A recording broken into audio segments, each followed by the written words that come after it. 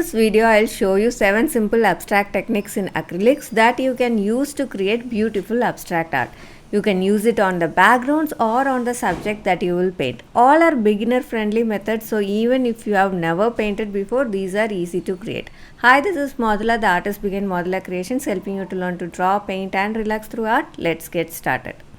The first method that we are going to see today is color blocking. This is one of the most effective and beginner friendly technique in abstract art. So color blocking is nothing but applying bold colors next to each other.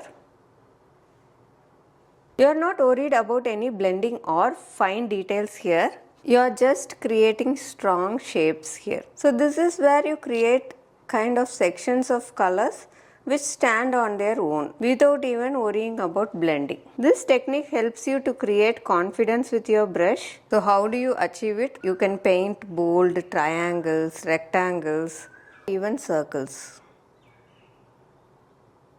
This method also helps you to learn how much paint you need for that particular area, how to apply even colors, and how to use these colors to create a balance in your artwork. When you are doing this, you have to think about how colors interact with each other. Complementary colors such as blue and orange creates contrast in your work, like how we are doing here. Analogous colors like light yellow, darker yellow, oranges, reds create a harmonious look. One of the most famous example of color blocking comes from the artist Piet Mondrian. You can check out his paintings and he would have used blocking so very well. Those classic grids of yellows, reds and blues are his type of painting. Many of the modern abstract artists also use this technique in a looser way and to express it in a more expressive style. As you can see, when we layer complementary colors next to each other, it brings out so much of a contrast.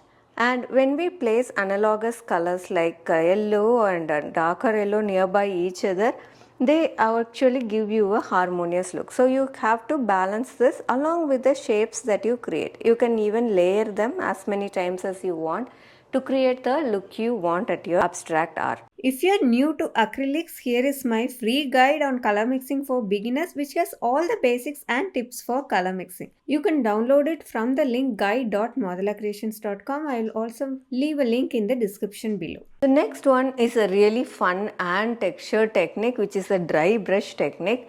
This one is all about that rough, sketchy feel that you get with your minimal paint and with a dry brush. Dry brushing means using a brush that is fully dried, taking a small amount of paint on it, no water, and brush it across the surface of your canvas. So dip your brush in the paint. Once you have loaded it, slightly wipe it on your paper towel or your rag and swipe it over your canvas like this.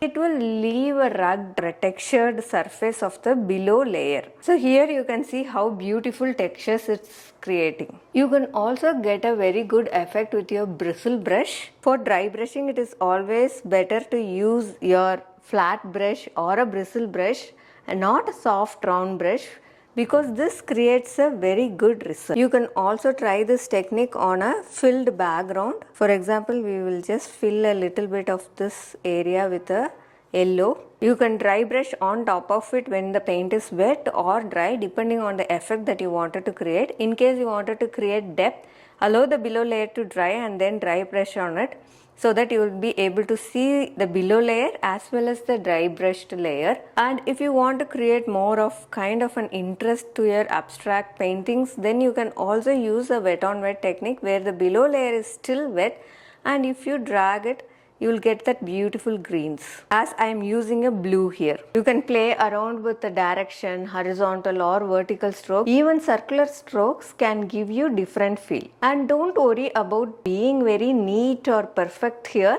It's always about being imperfect when you are using the dry brush technique. It's a great way to loosen up and get comfortable with your tools. The next technique that we are going to see is dabbling or stippling. This technique adds instant texture and energy to your abstract pieces. This involves using a brush, taking the paint and gently dabbing like this. This creates instant marks and a beautiful texture. You can also dab with multiple colors. Here I have an yellow and a red. So the point here is to use a gentle press on your brush. You can also use a sponge to do the same. You can pick out the paint and dab it gently. This also creates great textures in your abstract artwork. You can even pick 2 colors or 3 colors and press them gently. Always use the tip of the round or the flat brush to dab the paint on the canvas.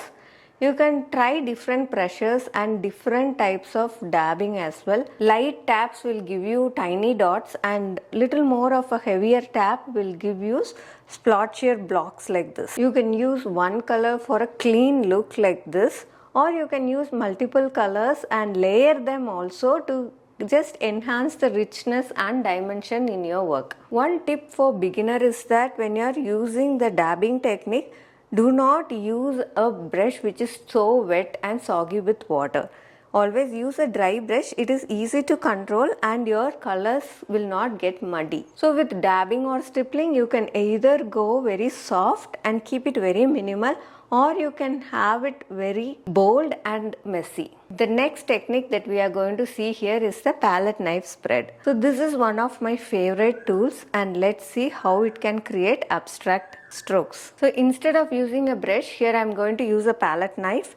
You pick your paint at the back edge of the palette knife and start applying it onto the canvas in a thick layer. You can also use multiple colors. Spread them if you wish, or you can keep it very separate. Depending on the angle and pressure of your knife, your spread will be thick and then very thin. So if you are going to apply a lot of pressure, it is going to be thin, and if you are just applying very less pressure, then the spread here is going to be thicker. So vary the pressure, the angle, the direction, and see how it is creating very abstract things. You can create thick or thin or sharper edges like this, or you can also do soft smears like that. You cannot use your bottle paints for this. You have to use your tube paints, and better is to use your heavy body acrylics if you have it. But use a tube paint to get the textured effect. You can also try loading multiple colors on your palette knife and bringing them together like this. One important tip for beginners is that you should not blend them too much. Just leave them as it is. That streaks that it is creating is where the interests of the painting will lie in. So the unexpected streaks, the ridges that it creates, the shine from that is all what makes it very interesting. The next technique that we are going to see is swipe and pull. So you have to place 2-3 colors on the same canvas nearby each other. And then you can use either palette knife, or you could also use your old credit card, debit cards, or a visiting card like this one, and slightly pull it down. You can pull it directly down like this. You can also diagonally pull them down like that. So if you go over it more number of times, it will start blending slightly with each other, and with every pull it will start blending more and more. So depending on how much smoother you want the texture, you might have to do the swipe and pull accordingly. Swipe and pull always creates this kind of a very good blending. It also creates organic textures that actually feels very spontaneous and dynamic when someone sees your painting. So very much perfect for creating dreamy backgrounds or layered composition, or you could also use it for places where you want bold color movement, where you don't overblend it and keep the colors really very separate. One tip I would like to say is that you have to keep the amount of paint medium. Too little paint will not work. So at least you have to have a bit of blob of paint for this to work, and if you are working on a very large canvas, you will definitely need a large amount of paint for swiping it throughout. You can also try different angles. You can vary the edges and swipe along the edges to create lines. So depending on what you wanted to achieve with your background, you can use different techniques to achieve it. Another thing is that you can also layer the swipe. So after this completely dries, you can put another layer on top of it and then swipe it too. So it creates really interesting textures. The next technique that we are going to see is splattering or flicking. So in this, you load your brush with a paint. The paint should not be too thick. If your paint is too thick, it will not flick or splatter. So it will not happen. So you need a paint little watered down. So add a touch of water to it, not too much but just a bit. Load your brush and use your fingers to just flickle it. You can also use another brush to lightly tap over it. Another way is to use your bristle brush, load it with a little bit of that diluted acrylic paint. Here I have given a blue, and then slowly bring it and frickle the bristle here. So this creates very tiny dots. So depending on the size of the dot that you want, you can choose different procedures to do it. You can also change the angle and you can also change the nature of the bristles so that you get different types of these splatter on your canvas. The next method that we are going to see is dripping or pouring.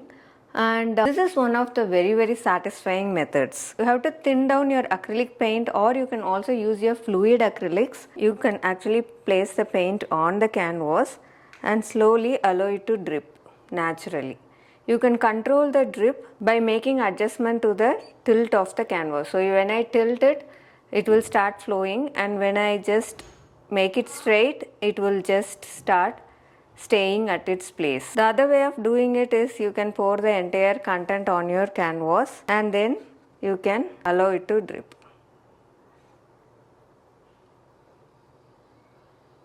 You can also drip on top of an existing color like that to create very interesting patterns, or you can keep the colors next to each other and allow them to drip. So you will start to get interesting shades and interesting colors. The thing that you have to remember doing this is to understand more of your colors and knowing what colors you will get when mixing 2 or 3 colors. For a controlled drip, you could also create a line where you want the drip to go. So for example, if I wanted it to go this way, and then you can tilt it for the paint to move in that direction. So once you have a little bit of a water line, the paint will follow that because it is already fluid. This is very great for backgrounds, highlighting particular sections, or putting a layered theme in your abstract paintings. One tip I would like to tell is this is little messy, so you have to protect your space, maybe a newspaper or something, have it down before you tilt your canvas, otherwise the floor or wherever you are working on is going to get very dirty so quickly. If you want color separations, then the first layer has to be completely dry before you pour another color on top of it. If you want it to mix, then you can do it wet on wet. If you like this video, then you will also like the abstract painting that I have done. Click on the video here to watch it. If you got value from it, do click on the like button and do share it with your friends. Subscribe to the channel as I will be posting detailed tutorials like this one every single week. See you in another similar video. Until then, bye from Madhula. Happy painting.